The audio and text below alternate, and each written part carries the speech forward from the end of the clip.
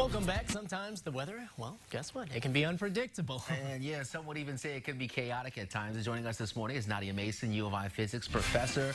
And Nadia, so what exactly is chaotic weather? Chaotic weather. So, great. So, yes, so the chaotic weather means that weather is unpredictable. So, of course, we know that. We just have to live in Champaign and know that one day it's 40 degrees, the next it's 90, right? Yeah. And so today I'm going to show an example of chaotic systems where they depend very sensitively on where you start, and then compare your average weather, your weather, to climate, which is something that is stable and is an average of weather, basically. All right. Okay. So weather is very variable. Right, and we often use terms like climate and weather interchangeably, right? But they really mean very different things. So the weather really depends on your local conditions, and it deals with time scales of days or even weeks, right? So weather depends. You can say, is it sunny? Is it rainy? What's your particular temperature?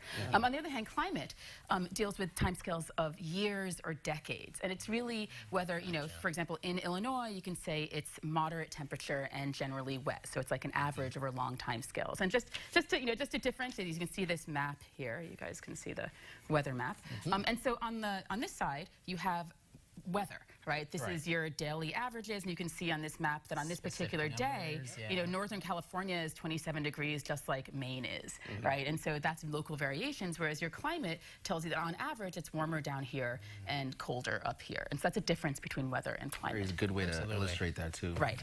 And so weather really depends a lot on local conditions. Like, is it dusty? Is it wet? Is it rainy? That sort of thing. So I can illustrate that using this little hot box over here, which you saw last week. And here I have the temperature of the thing. And so you can see that inside, woo, it's bright. But it's also very hot. You guys can't see this, but it's like 112 degrees inside and pretty hot and stable. And that's like your climate.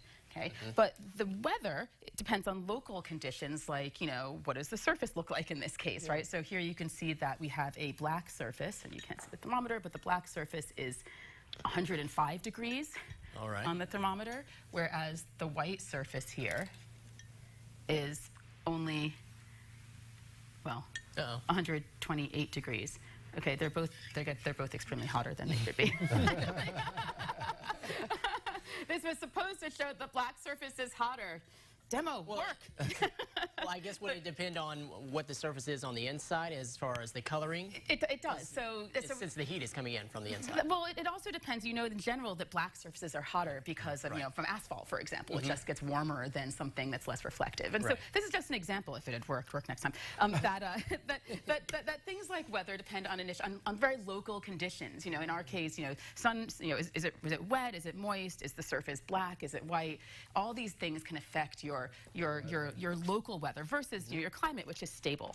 And this is the reason that weather is so variable, because it's really, really sensitive to initial conditions. And this is where your chaos theory comes in, right? Chaos something theory. That they started us out with at Florida State, I guess, just to kind of work us in. They were like, okay, so this is the chaos theory. Basically, what they were telling us that we can't predict the weather because it's unpredictable. Now, of course, we try our best, but that at specific moment, there could be one little variation that it doesn't give you the exact weather condition.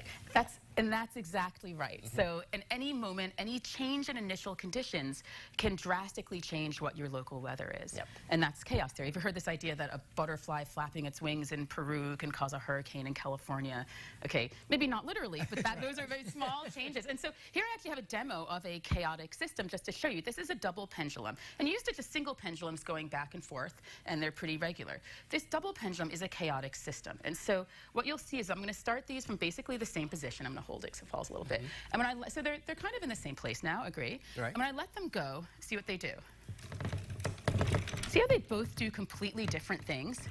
Right? Even though they started from the same place, a tiny shift in anything, how I held them, what angle they're at, leads them to behave entirely differently. And if I did it again, I'd get entirely different behavior. So this is what we call the chaotic system. A small change in initial conditions, maybe some angle, anything else, leads to, at the end of the day, very drastic changes in behavior, and that's what your weather does. On the other hand, they're still confined to this space. That's like your climate, right? It gives you the parameters, but small changes in initial fluctuations will give you these really big changes in behavior, and that's what a chaotic system does. And so we can talk more about chaotic systems another time, but I wanted to end with a demo here. I was trying to look at something that looked chaotic, but looked like weather. And so I came up with a pool of clouds on this surface. Okay, it's milk, but it's a pool of clouds. And now I'm going to add some dust to it. Okay, that's food coloring, but you know, and a little wind, and a little bit of rain, because we can. And so, if you're used at this, when you think about things like mixing, right? You're familiar with the fact that when you mix things, it's sort of unpredictable what patterns you get. So now I'm going to add a little bit of soap to this, and you can see that when I do that, I get crazy changes in patterns. I know. So, I know, it's crazy. So actually, in this case, the milk fat is attracted to the soap, and the water pulls away. So you get these really crazy patterns. But it reminded me of a chaos, right? Of a system where, you know, there's some parameters that are known, but it's highly variable depending. If I put the soap in different ways, different times, you'd get different patterns every time. And so the weather is somewhat like that. It can be very locally variable, but on the whole, our averages are pretty constant. Man, Right. Nadia Mason, U of I physics professor, bringing it once again. Thank you so much. Definitely took a lot away from today's segment. We appreciate it. Thank you so much. We'll be right back with more of The Morning Show right after this.